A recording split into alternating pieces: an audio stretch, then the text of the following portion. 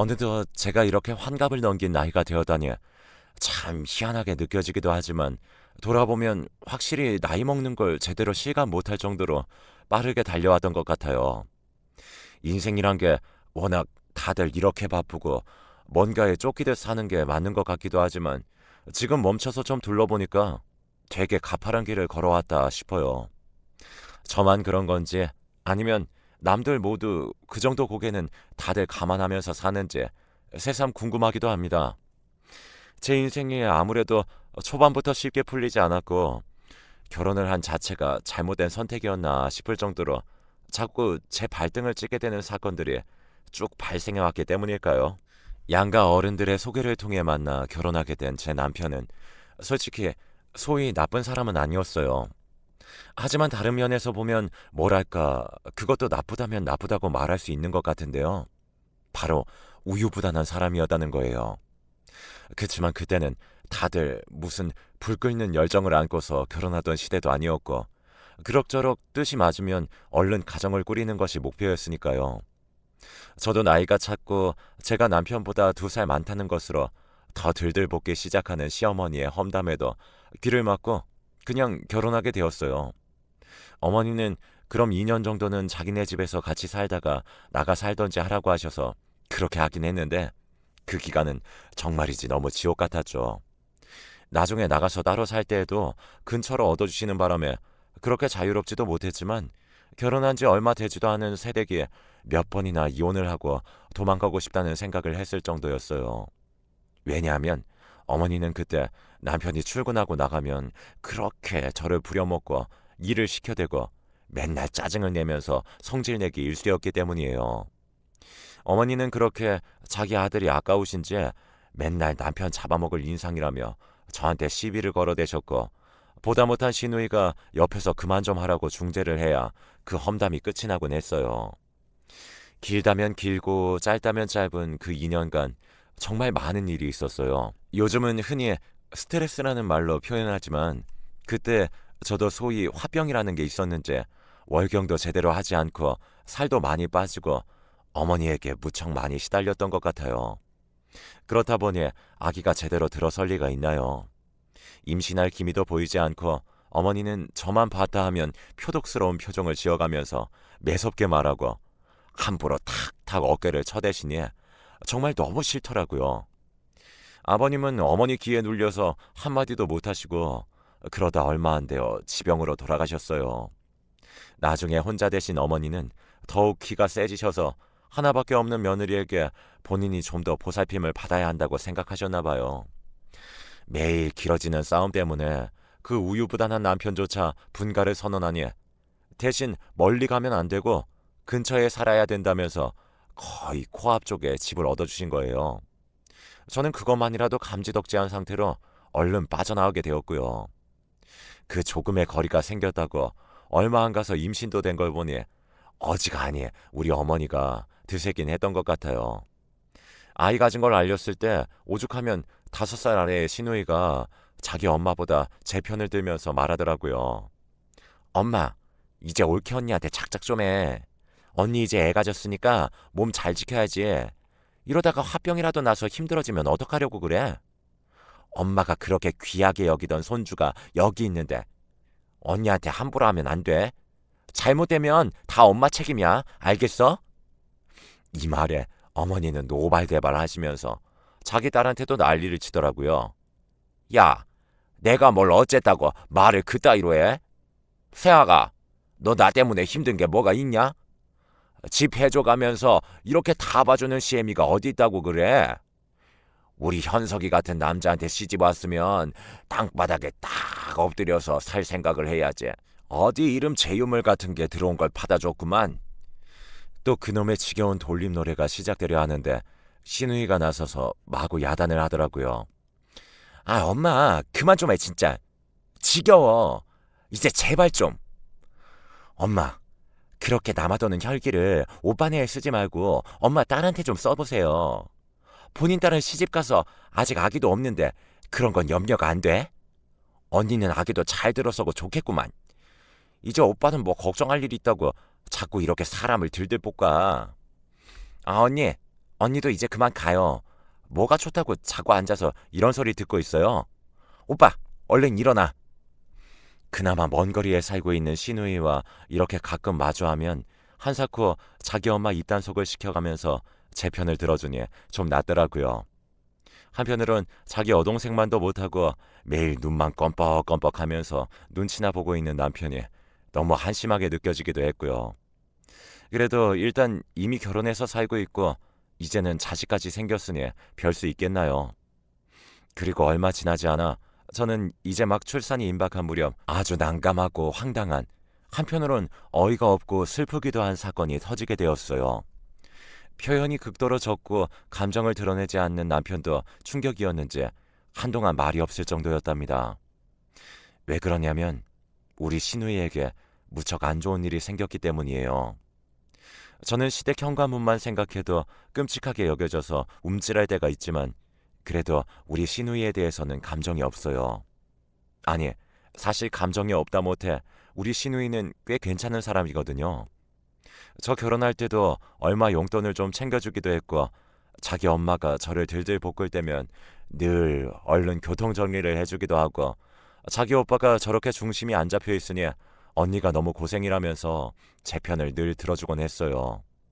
차라리 신우가 시집가지 않고 한 집에서 같이 살았다면 내가 어머니와 살면서 겪었던 그 힘든 시집살이도 반으로 줄었을 텐데 싶어 아쉬울 때도 있었고 말이에요. 그런데 그랬던 시누이가 우리가 분가해서 아기를 갖고 이제 좀 숨쉴 틈이 생기니 그때 본인 친정으로 들어오게 된 거예요. 즉, 이혼을 하고 돌아오게 되었다는 거죠. 처음에는 이 사실을 남편으로부터 전해 듣고 너무 놀라서 믿기지가 않았어요. 늘 밝고 호탕한 성격의 시누이는 결혼을 우리보다 1년 정도 먼저 했는데 아기를 간절히 원하는데도 잘 생기지 않아서 그게 좀 고민이었거든요.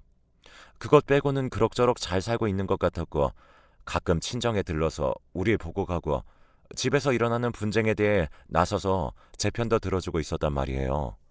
그런데 알고 보니 그 사이사이마다 본인 남편과의 문제가 꽤 있었던 모양이에요. 굳이 친정에 자세히 말을 하고 싶지는 않았지만 그냥 자기 딴에도 힘들고 마음 털어놓을 것도 없고 하니 종종 들러서 자기 엄마 얼굴을 보고 싶었던가 봅니다. 나중에 알게 된 거지만 시누이 남편은 손버릇이 아주 안 좋은 사람이었는지 툭하면 폭력을 행사했다고 하더군요. 그걸 참아내고 있으면서 그 와중에 아기까지 가져보겠다는 노력은 했으나 생기지 않는 시간이 길어지다 보니 거기서도 시집살이가 만만치 않았나 봅니다. 시누이도 자기가 그렇게 똑같이 시집살이를 당하고 있으니 그렇게 제 입장에 공감을 하고 안쓰러웠나 봐요. 하지만 누구나 자기가 험한 일을 겪었다고 해서 비슷한 입장의 사람에게 다 마음을 주고 편들어주게 되는 건 아닐 텐데 말이에요. 우리 시누이는 늘 제 편이 되어주고 등을 쓸어주고 위로해주던 그런 착한 사람이었습니다. 그런데 사실을 듣고 보니 어떻게 저 자그마한 몸집의 여자를 때릴 데가 어디 있다고 그 남편은 그렇게 빗자루를 휘둘러대며 나중에는 시누이의 안쪽 치아가 깨져서 울 정도로 무섭게 굴었던 걸까요? 너무 늦게 알게 된 어머니는 충격을 받으셨는지 그 괄괄하고 한성질하는 분이 며칠을 말도 못하고 알아누워 계셨어요. 신우는 괜찮다며 이제 남편 안 보고 살아서 너무 좋다고 말하긴 했지만 어딘가 모르게 얼굴에 그늘이 생겼더라고요. 남편이 그때 어찌나 비참해하던지 동생이 결혼해서 그리 사는지 몰랐다며 가슴을 치며 괴로워하더라고요. 안타깝기도 하면서 정작 본인 부인이 자기 엄마한테 시달릴 때에는 별로 몇 마디도 안 거들던 게 생각나서 좀 기분이 묘하긴 했어요. 하지만 그건 어디까지나 우리 부부의 얘기일 뿐 시누이는 상관이 없는 거잖아요. 그렇게 가라앉고 어두운 분위기 속에 얼마 안 있어 저는 딸아이를 낳았어요. 아기를 낳고 돌보는 동안 어머니가 몇 번 들여다보시겠다고 했는데 저는 그게 썩 편치 않더라고요. 요즘 젊은 엄마들 보면 시어머니가 산후조리 해준다고 하면 기겁들을 한다던데 사실 저는 그게 이상하다고 생각하지 않아요. 저희 어머니도 봐주신다고 괜히 오셔서는 밥 세 끼 다 얻어드시고 보통 저를 피곤하게 하신 게 아니었거든요. 그런 와중에 신우가 갑자기 들렀는데 미역국이며 반찬을 몇 개 해서 왔더라고요.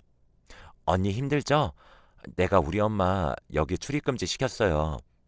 엄마랑 나랑 교대했으니까 걱정 말고 편하게 있어요. 나 우리 조카 너무 보고 싶어서 왔어요. 그러니까 애기 좀 마음껏 보게 해주세요. 저는 애 한 번 보는 게 너무 아른거려서 그랬는지 꿈에 나왔다니까요, 글쎄.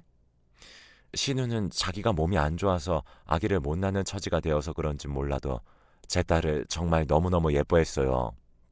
한편으론 고마웠던 게 저는 그때 회복이 꽤 느린 편이었거든요. 그래서 한동안 누워서 잘 일어나지도 못했는데 신우가 제 대신 우리의 분유도 먹여가며 제 밥은 밥대로 차려서 놔주고 애기도 씻겨주고 그렇게 늦게까지 같이 있어줬어요. 보다 못해 너무 미안해서 밤늦게 돌아가지 말고 여기서 자라고 했더니 자기가 애기 데리고 자도 되냐며 좋아하더라고요. 덕분에 저는 거의 2달 동안을 제 손에 그다지 물도 안 묻힌 채 신우가 애기도 봐주고 제 밥까지 차려줘서 정말 편히 지냈어요. 남편은 아기를 너무나 원했던 자기 여동생이 이렇게 와서 조카를 예뻐하는 모습이 짠했는지 그 나름대로 안쓰러워했고요. 이후로 저는 잘 회복해서 슬슬 유모차도 밀어가며 밖에도 나가고 딸과 시간을 보냈었는데요. 신우는 그 후로도 틈만 나면 들러서 간식거리들을 놓고 가고 저와 얘기도 하다 돌아가곤 했기 때문에 정말이지 산후 우울증 같은 게 올 틈이 없었어요. 제가 조금이라도 곤란해하면 애기 봐주고 실컷 수다도 떨어주고 음식 솜씨도 좋은 신우가 이것저것 만들어주고 하니 남편 퇴근할 때 저녁 걱정 안 해도 되었거든요. 그러면서 어째 내가 신우이에게 너무 신세를 진 모양새가 되어 미안하기도 하고 해서 옷 한 벌을 선물했답니다. 그랬더니 펄쩍 뛰면서 자기는 자기가 너무 좋아서 그렇게 한 거라고 손사래를 치더라고요. 사실 말 안 하고 싶던 얘기지만 이혼한 지 얼마 안 되어 심적으로 너무 힘들었는데 언니네서 예쁜 조카가 태어나서 그걸로 자기가 좀 위안이 되었다는 거예요. 매일 응애응애 거리며 울고 있는 아기를 돌보느라 정신이 없긴 했지만 아기 냄새를 맡을 수도 있고 자기도 온종일 집에서 친정엄마랑 있으면 딸 이혼당했다며 울고 넋두리를 늘어놓는 모습에 더 우울해질 것 같았대요. 그나마 여기 와서 저랑 아이랑 있으니 화제도 다른 걸로 바꿔서 생각할 수도 있고 수다도 떨 수 있어서 자기 역시 저에게 많이 의존했다고 하더군요. 이렇게 듣고 보니 여러모로 서로가 서로에게 도움이 된 것 같아 다행이었고 여전히 저에게는 어머니는 안 좋은 기억이긴 했지만 그나마 이런 신우를 낳아주신 게 조금은 감사하다는 생각이 들더군요. 그런데 그런 것들을 느끼고 있는 시간들이 그다지 길지 않은 상태로 저는 일생일대의 위기와 마주하게 되었습니다. 한참 왜 모든 게 쉽게 가질 않는 건지 어디 네 주제에 그런 살만한 순간을 누리려고 하는 거냐고 엄포를 내리듯 엄청난 사건이 저를 뒤엎게 되었습니다. 고작 33살이었던 나이에 저는 남편을 잃고 홀몸이 되어버렸으니 이 무슨 기가 막힌 일인가요? 그날은 비가 엄청나게 내리던 날이었고 아기가 열이 있어 못 움직이는 저를 놔두고 남편과 어머니 그리고 시누이는 먼 외삼촌 댁에 가던 길이었어요. 비가 억수로 쏟아지고 앞이 잘 안 보일 정도라 남편도 당시 긴장했던 것 같다고 신우가 말을 해줬는데 안 그래도 불안해서 차를 돌려서 그냥 돌아오려고 하던 와중 빗길에 미끄러진 차들끼리 얽히고 설킨 행렬에 끼게 돼버린 겁니다. 이 사고로 인해서 우리 남편은 즉시 숨을 거두게 되었으며 조수석에 타고 있던 신우도 크게 다쳤고 뒷좌석에 계신 어머니도 만만치 않은 중상을 입게 되셨어요. 열이 펄펄 끓던 아기를 돌보면서 그냥 세워라 내워라 하며 다음 날쯤 천천히 올라오겠지 하고 믿고 있던 저는 이 소식을 전해 듣고 얼마나 기가 막혔는지 모릅니다. 운전 오래 해야 하고 비도 오는데 가기 귀찮다던 남편의 표정이 그대로 기억 속에 남아있는데 그렇게 남편을 다시 볼 수 없게 되었다니요. 정말 그야말로 상황은 완전히 아수라장이 되어 저까지도 정신을 놓지 않도록 억지로 붙들고 힘들게 아이를 안아들고 버텨내는 수밖에 없었어요. 어머니는 아들이 먼저 갔다는 사실을 알고 몇 번이나 기절하셨고 신우 역시 충격을 받았는지 거의 말을 하지 못했어요. 그런 와중에 무슨 정신으로 장례를 치렀는지 이제 고작 100일이 지난 딸아이를 안고 나는 어찌 살아가야 하는지 멍해지더라고요. 나중에 상황은 정리가 되었지만 우리 가정을 휩쓸고 간 상처는 너무나 컸으며 이 사실을 알게 된 친정에서도 이제 너도 그만 정리하고 아이와 함께 이리로 건너오라고 하시더라고요. 혼자서 애를 키우는 게 어디 쉽겠냐며 누구라도 봐줄 여력이 있을 때 오라고 말입니다. 그건 그렇긴 한데 어지간해서 발이 떨어지지 않았어요. 어머니는 그래도 조금 회복을 하셨으나 정신이 멀쩡하지 않은 상태였고 신우는 정신은 회복하긴 했지만 다리가 불편해져서 제대로 걸을 수가 없게 되었거든요. 수술을 거치면 좋아질 거라고 하셨는데 결과는 좋지 않았고 병원을 두어 군데 옮겨서 제가 데리고 갔는데도 그때마다 제자리였어요.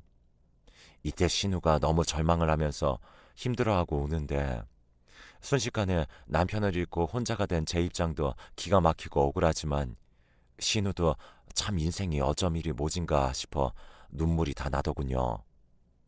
그렇게 한 남자를 사랑해서 결혼했는데 아기도 안 생기고 시집살이도 심히 당하고 게다가 얻어맞고 치아까지 깨져서 이혼당해서 쫓겨나 친정으로 돌아오게 되고 얼마 안 되어 사고로 오빠가 먼저 가게 되고 자기 다리까지 이렇게 마비가 되었는데 너무나 절망적일 수밖에 없을 것 같았어요. 당시 제가 신우와 함께 해온 시간이 그리 길진 않았지만 이혼을 하고 집에 돌아왔을 때에도 그럭저럭 버텨내던 그 표정에 비해 이젠 정말 모든 걸 다 놓아버리고 오빠를 뒤따라가려는 듯한 기세까지 보여서 너무 불안해 보였어요. 스트레스가 커서 그런지 헛소리도 하고 몇 번이나 잠에서 깨서 울부짖고 하는 모습을 보니까 가슴이 아파서 견딜 수가 없더라고요. 저희 친정에서는 그만한 상황이 너무 안 되긴 했지만 어쩌겠냐면서 조만간 얼른 정리를 하고 넘어오라고 하시는데 제대로 움직이지도 못하는 다리로 기어가서 벽을 부여잡고 자기도 죽고 싶다고 우는 시누이를 그냥 둘 수는 없겠더라고요. 부모님과 저희 오빠, 언니에겐 좀 상황이 정리되면 가겠다고 애기 짐이며 이것저것 여기 다 있는 데다 너무 혼란스럽다고 말했어요. 당사자인 제가 강력하게 친정으로 돌아갈 의지를 안 보이니 답답해 하시기도 했고요. 저는 우리 집과 시댁을 오가면서 그렇게 지내다가 계속 친정에는 말을 미루면서 결국 기존 집을 정리하기로 했고 시댁으로 들어가게 되었답니다. 당장 이 집에는 죄다 내가 돌볼 사람들 뿐이니 쉽게 마음먹기도 힘들었고 신우는 계속해서 저보고 언니 친정으로 가라고 했기에 약간 흔들리기도 했어요. 정말 눈 한 번 꾹 감고 모른 척하면 내 엄마 아빠가 있는 우리 집으로 가서 애도 맡기고 좀 쉴 수 있었을 텐데 말이에요. 그런데 왠지 모르게 마음이 무겁고 발이 묶인 듯 마냥 아무 일도 없었던 듯이 모른 척하고 나갈 수는 없겠더라고요. 일단 어머니는 딸이 몸을 잘 쓰지도 못하고 있으니 본인이라도 정신을 차려야겠다며 억지로 움직여서 생활을 하시긴 했어요. 하지만 역시나 교통사고 후유증도 있고 해서 썩 좋지 않은 상태였고 아무래도 이 집에 멀쩡한 사람이 한 명은 있어야겠다 싶었죠.